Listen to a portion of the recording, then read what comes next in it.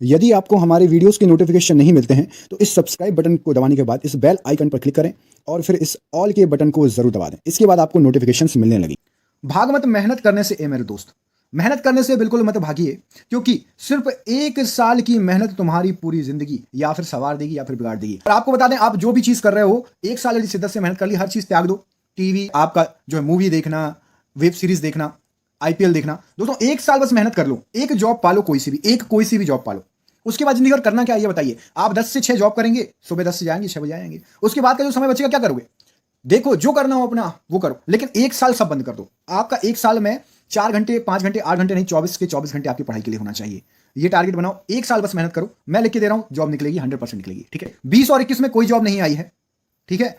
अब आपकी 22 में भर भर के जॉब आने वाली है। कोरोना के चक्कर में 2020 और 2021 2 साल बर्बाद हो गए, लेकिन ये साल जिसने मेहनत कर ली ना, आपकी जिंदगी में ये समझ लीजिए एक नहीं, आपको 2-2 3-3 जॉब लगेगी। आपको चूज करना पड़ेगा। यदि आपने 1 साल मेहनत कर ली तो चूज करोगे कि नहीं, ये जॉब नहीं, मैं ये जॉब करूंगा।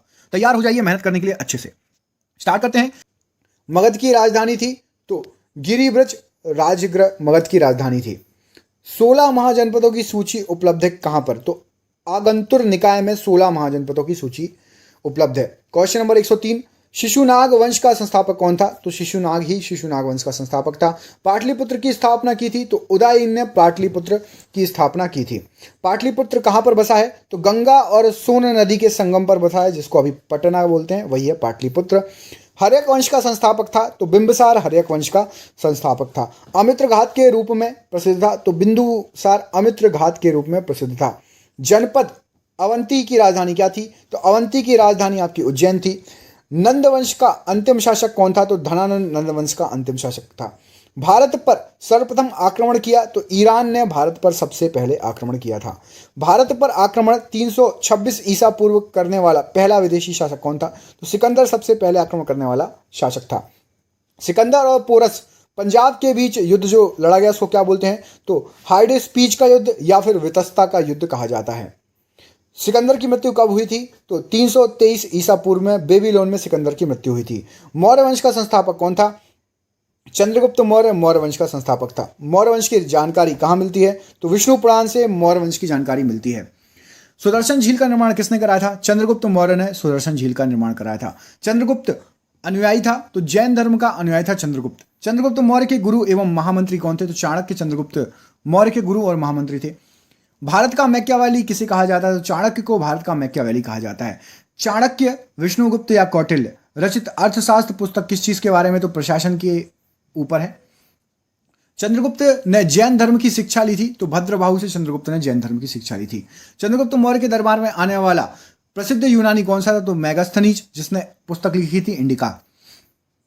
चंद्रगुप्त मौर्य की मृत्यु कब हुई थी? तो 298 ईसा पूर्व में श्रवणबेलगोला कर्नाटक में उपवास के द्वारा चंद्रगुप्त मौर्य ने मृत्यु हुई थी।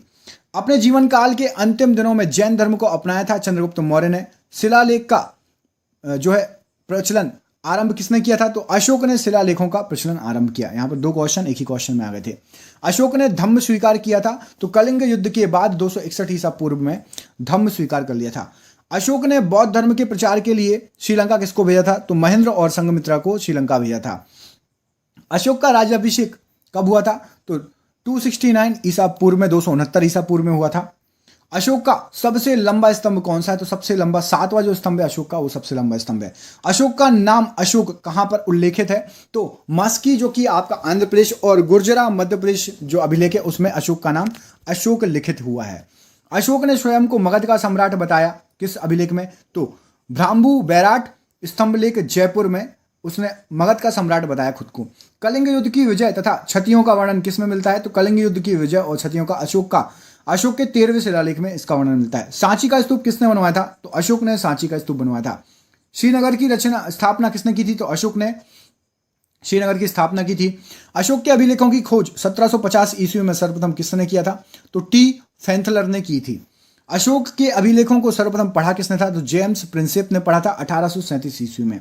अशोक की मृत्यु कब हुई थी? 232 ईसा पूर्व में अशोक की मृत्यु हो गई थी।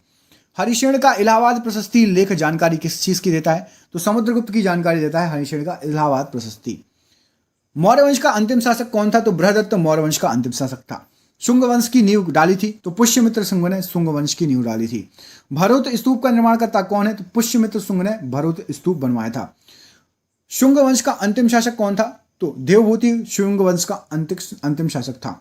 भारतीय सीमा में प्रवेश करने वाला प्रथम यवन शासक कौन था? तो डेमेट्रियस प्रथम ने सबसे पहले भारतीय सीमा में प्रवेश किया था। डेमेट्रियस को पराजित किसने किया था? तो पुष्यमित्र शुंग ने पराजित किया था। पुष्यमित्र शुंग ने अश्वमेध यज्ञ कराए कितने? तो 2 अश्वमेध यज्ञ कराए थे पुष्यमित्र शुंग ने। सातवाहन वंश की स्थापना किसने की थी? शिवमुख ने सातवाहन वंश की स्थापना की थी।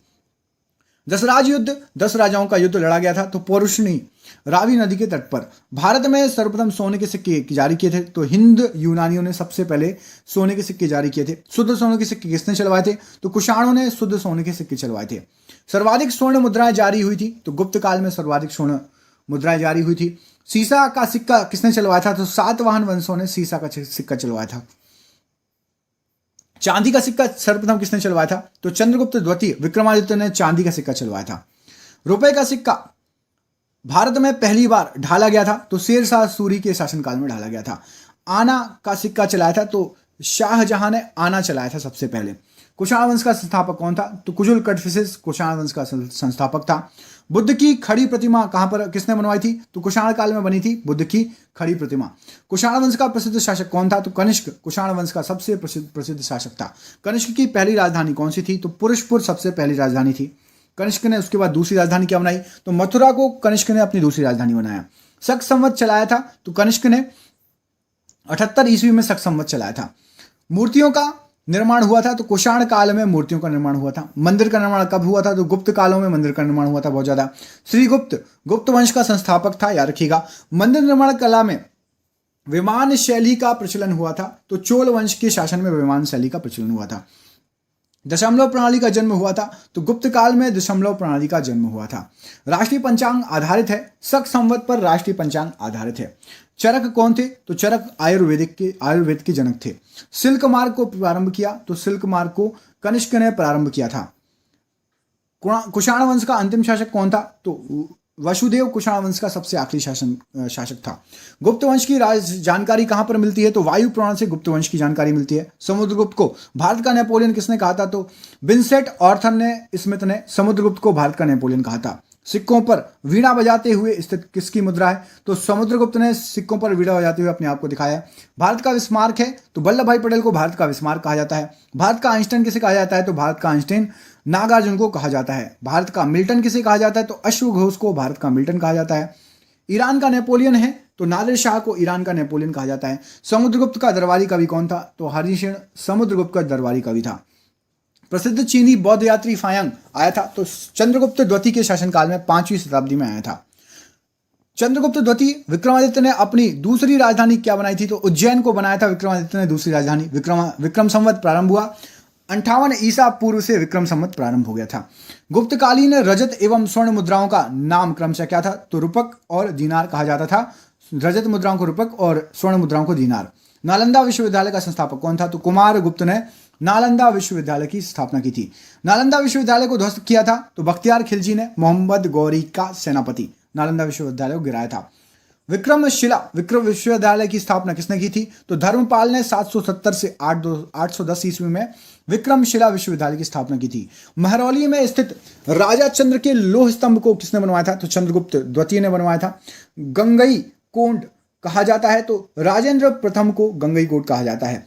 गुप्त काल की राजकीय भाषा क्या थी? तो गुप्त काल में संस्कृत चलती थी। भारतीय इतिहास का स्वर्ण युग कहा जाता है? तो गुप्त काल को भारतीय इतिहास का स्वर्ण युग कहा जाता है। गुप्त वंश का अंतिम शासक कौन था? तो विष्णुगुप्त गुप्त वंश का अंतिम शासक था। वर्धन साम्राज्य का संस्थापक था? तो पुष्यभूति वर्धन साम्राज्य का संस्थापक था। हर्षवर्धन ने अपनी राजधानी थानेश्वर से स्थापित कर ली थी? तो थानेश्वर से कन्नौज स्थापित कर ली थी। भूमि देने की सामंती प्रथा को प्रारंभ किया था? तो सामंती प्रथा हर्षवर्धन द्वारा लाई गई थी। चीनी यात्री हैंसांग किसके शासनकाल में आया था? तो हर्षवर्धन के शासनकाल में 606 से 647 ईस्वी तक। हैंसांग द्वारा लिखित पुस्तक कौन सी है? तो CU की हैंसांग ने लिखी थी। यात्रियों में राजकुमार कहा जाता था? तो हैंसांग को यात्रियों में राजकुमार कहा जाता था। नीति का पंडित और शाक्य मुनि किसे कहा जाता था? तो हैंसांग को इन उपनामों से भी जाना जाता था। हर्षवर्धन का दरबारी कवि कौन था? तो बाणभट्ट हर्षवर्धन का दरबारी कवि था। पुलकेशिन द्वितीय ने हर्षवर्धन को 634 ईसा में पराजित किया था? तो नर्मदा नदी के तट पर पराजित किया था। हर्षवर्धन प्रत्येक 5 वर्ष बाद धार्मिक सम्मेलन कराता था, प्रयागराज में धार्मिक सम्मेलन कराता था। हर्षवर्धन के भू राजस्व का दर क्या था? तो 1/6 भू राजस्व लगता था। पल्लव वंश का संस्थापक कौन था? तो सिंह विष्णु पल्लव वंश का संस्थापक था। और ये रहा आपका 200वां क्वेश्चन। पल्लवों की राजधानी क्या थी? तो कांचीपुरम, तमिलनाडु पल्लवों की राजधानी थी। और ये हो गया आपका 201वां क्वेश्चन। नटराज की मूर्तियां हैं तो चोल काल की मूर्तियां हैं नटराज की मूर्तियां। और ये रहा आपका आज का सरप्राइज क्वेश्चन, जिसका आंसर आपको कमेंट बॉक्स में कमेंट करके बताना है।